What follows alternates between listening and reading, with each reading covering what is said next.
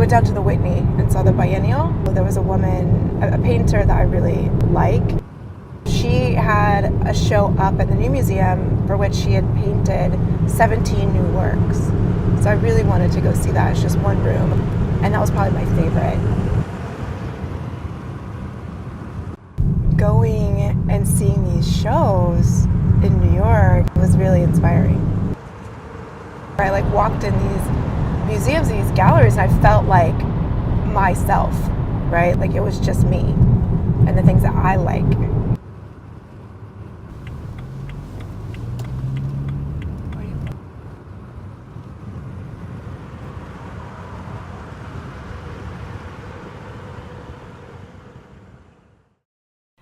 I picked this career because there are moments when I'm teaching something really difficult, or, I literally get to see the light bulb go off, right, in people's head when they finally understand, what is this idea of being with a capital B?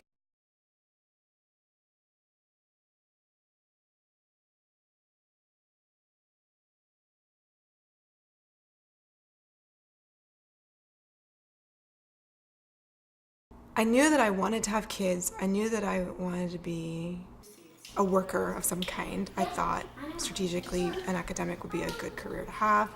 Had a single mom who worked and just wasn't there a lot of the time. I find a lot of personal satisfaction in just being around. Even the parts that seem like extra, when they're sleeping or, when they're playing and you're not even in the same room, I find it really rewarding just to be present. There are those really distinct moments where you're not looking at the clock and you're not worried about getting somewhere and you're not thinking about, am I damaging them psychologically? Have they had enough to eat? Is that organic enough? What's the toxic level of that cleaner that I've used? And you're just there and you're just in it and you just see them smile back at you.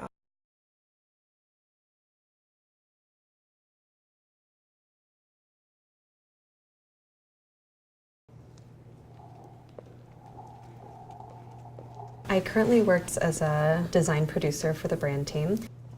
So I get to work with designers and I get to help facilitate them getting lost, so to speak, in their creative world and to really spend time brainstorming new ideas. Whereas I'm kind of keeping time, keeping schedule, and making sure that we're handing off deliverables.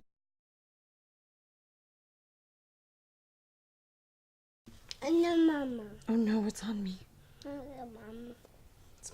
Do you want to have to split out, okay? Okay. When I hear the word mama, mama, watch me, or just look at me, they find me so important. And my head. Where is it? Looks like a camel. Look. Oh, yeah. This is so amazing. How could you live without this?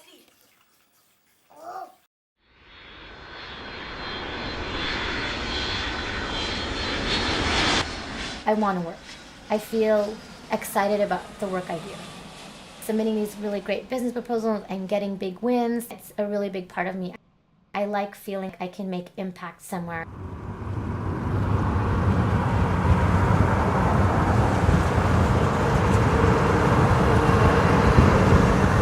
I'm in charge of fund development for critical programs for the poor in both Colombia and the Philippines. I felt the need to work with women who didn't necessarily have the networks, the connections to pull themselves up from their bootstraps. They just need a little bit of help. I'll be in New York City in the next couple weeks, and then Mexico City in a month, and then possibly Argentina.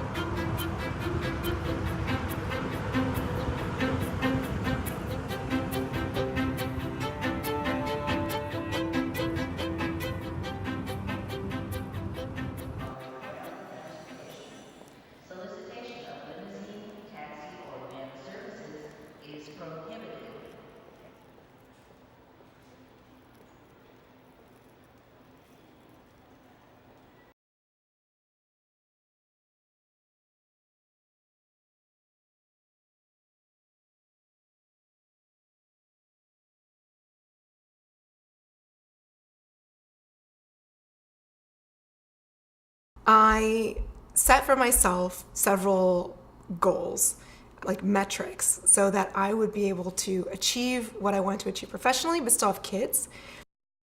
Goal number 1 was deposit my dissertation, get pregnant. Getting a tenure-track job in art history is extremely competitive. You know, for my job in particular, there were more than 250 applications. You have to overperform to get hired. And then you add to that the fact that I was pregnant. And so I had to overperform because of my pregnancy, lest they think that I was slacking off somehow. So perfect timing, and the baby would be born over the summer, take any time off, I could go right back to teaching, everything would be great. Luciano was 12 days late. He was the only deadline I ever missed.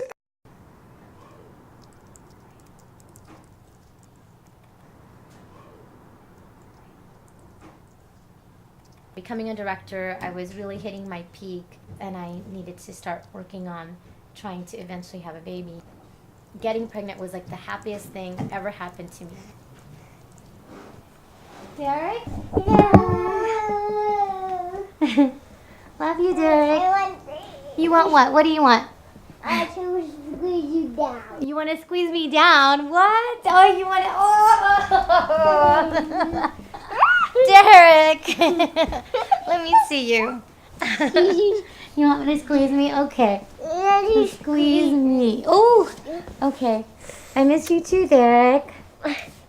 Oh, wow. I'm just squeeze you. Whoa. Okay, Derek. When I was pregnant, I managed a team of 4 people that I trained and developed, working with really innovative companies that are all about sustainable sourcing. So there's a care about the environment, there's care about the people who are farming. I felt really connected to the clientele that I worked with. They actually hired a VP above me while I was on maternity leave, a male that I had not even spoken to. And I wasn't even part of the process of interviewing because they felt like now that I'm returning back, like what would have been my focus and commitment, so they had to bring someone above me.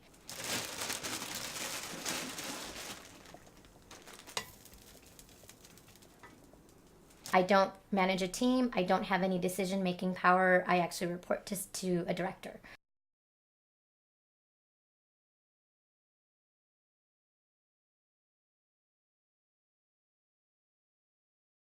A lot of academics I know are also perfectionists.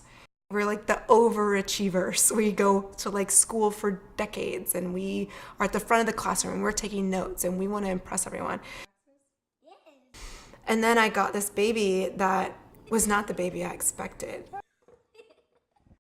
I was teaching a graduate seminar, pumping 7 times a day. I pumped in the car driving on 101. I had to get up at 5 a.m. to leave to beat the traffic. It was just a disaster. I reached out to my advisor and I was really anxious about, how am I going to do this without stopping my clock? How am I going to make sure that I don't have a gap in my CV? I'll never forget. He said, it was fine. I had kids when I was up for tenure, and I just remember, I just went to my office and I just took a lot of naps in the office, and that was fine. And I just got so angry. And I remember I said, put Marianne on the phone, right? Which is his wife, because I thought, what do you know, right? About having a baby at home and all the pressures of pumping and not sleeping and trying to teach. And, you already have authority in the classroom. The minute you walk in, right, you have authority. I just thought, I just want to give this baby back. I don't want this baby right now.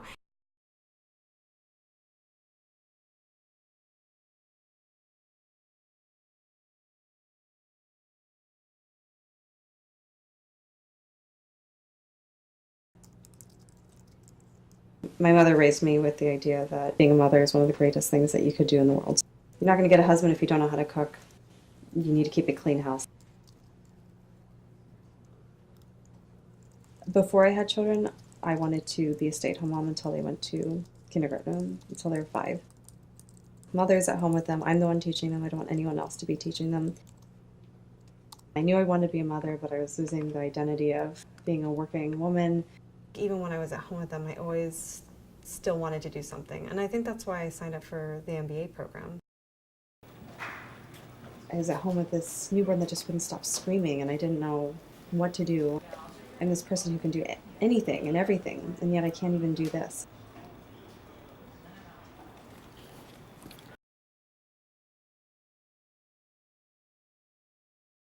Having an au pair has been a really great experience.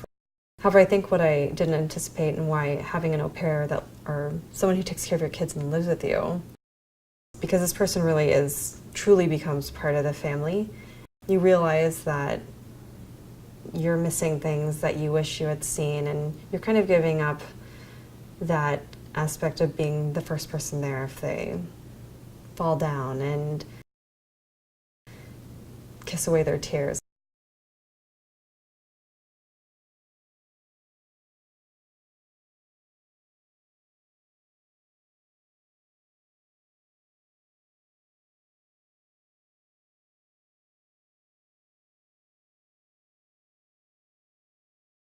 My first child, I put off my book.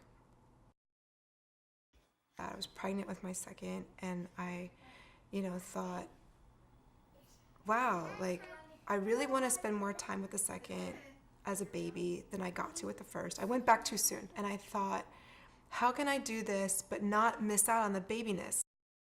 I'll get it. I'll just hire a nanny. I'll only work when she's sleeping, and then I'll get all the baby stuff in. And then I realized the thing that I missed with the second was I missed just holding her while she was sleeping. I never did that. I never held her while she was sleeping.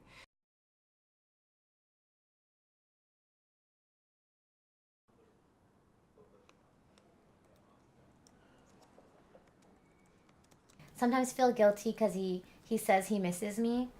Actually, when they drive the car in, I could hear the garage, and then I could hear him calling for me. And I'm upstairs on a Skype call with the Philippines team, and I'm hearing my son go, "Mama, Mama," and then I could hear my husband yelling for me, and I'm like, I can't do anything. I'm still on a phone call.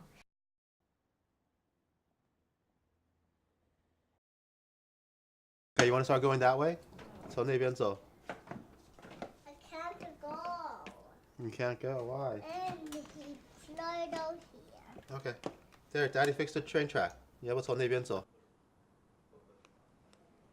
I feel guilty when I don't get to go to the Academy of Science and spend 3 hours and seeing his eyes like light up, seeing the white alligator.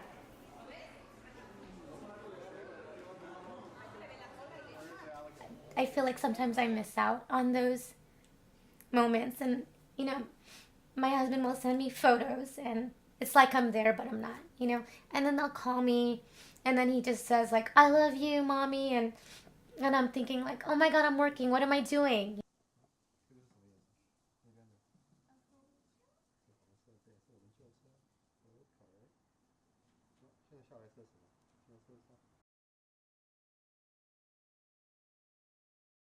Boxing. I love boxing. What's that word? Basquiat. Basquiat. Boxing balance. Who's that? Have I done a good job as a parent? Do you know what that is? This is a test. When are they gonna do boxing? Beyonce. That's Beyonce. There she is. No. That's boxing. All the Beyonce are together Oh, at the there it end. is. Beyonce. That's Beyonce? No. You're failing this test. No, No son of mine. That's right. Basquiat. Basquiat, whatever. Whatever. What is that? It's just not okay. We're gonna hit the limit here of that. We don't like that. Try it. Let's see what happens. Let's see what happens to you if you open that. And I ask you not to. Let's see what happens, Michelle. You want to stop now? Yes. Thank you for stopping. What's in it? Just numbers.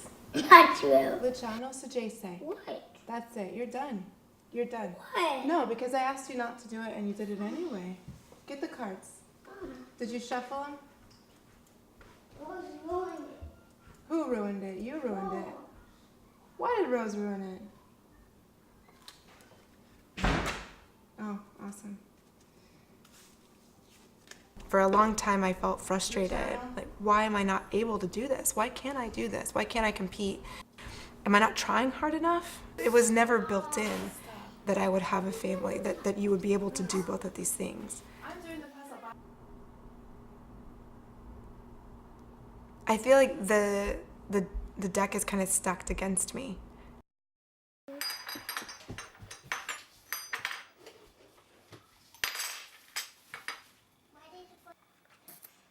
Because I do set so many goals or challenges for myself, which might seem like a good thing, and then I overdo it, it starts to become a burden and overwhelms me, and I get really stressed out about everything. I think I've reached a breaking point for sure. With every baby, there's always been this moment where you're reminded of how things haven't changed. After maternity leave, I get this email from my dean, and it says, "Oh, I hear you're interested in being graduate chair. You should know that we're taking nominations now." And I thought, well, that's strange because this is the same dean that told me I would come back as graduate chair. So, what do you know about time management? How will that help you in this position? And I just want to laugh. Look, point blank, I know the other person that you're considering for this position, and I know we have the same CV, but at the end of the day, the thing that I have and the thing that they don't have is I have 3 children, 7 and under. So if anyone can get things done, I can. I'm a father too. Oh, I think it's so important. Oh, you should never have to sacrifice staying home with your baby. I felt like I was pressured to giving up my administrative position so that I could take this other position that was promised to me. And, I really feel that I'm being, punished for taking time off. At this point, I went from undergrad chairship on my way to graduate chairship to nothing.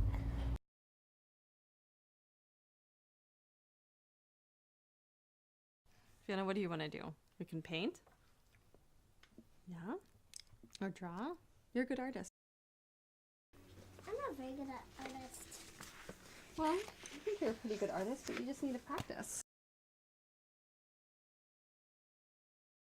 It was just really hard for me to say that I couldn't do it. I even called my sister and I said, I'm taking the semester off and I'm just going to relax. She's like, Cass, you only have 4 classes. What are you doing? Like, knock it out. And then when you're done, you're done. But Milan has what? Black hair. Oh! It's okay. It's alright. It's alright. Put on yours. It's okay. Here, Connor, do you want to color in here? Or you have to get water and you have to get the paints. There we go. Here, do you want me to help you? Check it out. Oh, See? Here. They're all kind of wet. It's okay. It's okay. I promise I will mix them up. Thanks, Fiona. I promise. I really Oops. promise. Here, let's move this a little bit so you have some space. It's okay. It's all right. Do you want a new paper? Which one do you want?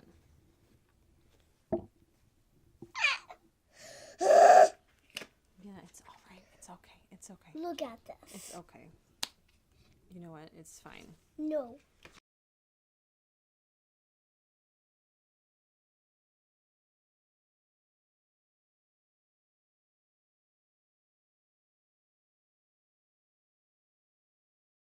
I'm not going to let this job go. I really like working here. I'm obviously not going to let my family go. I have to give something up, and it's going to be school. So why am I even doing this? Why am I doing this MBA? What am I going to do with it? And I think it's just hard because I've just always had this mentality, if I don't do anything, then I'm nothing. It can be heartbreaking, but to realize that, you're not special. You're not. And here I am, a tenured professor with, an administrative position, giving international lectures, winning national book awards, and I still get punished. Is that I realized that no matter what I did, this was going to happen, that it was inevitable. I think I was naive that I thought that I was going to be the one to escape like the age-old curse of successful woman, takes time off to have baby, continues on her upward trajectory unscathed, right? And you know, it's just not the case. It's not. I accept my place in sort of this history of other women. I'm part of this tribe, people that fight despite the fact that it seems to do nothing.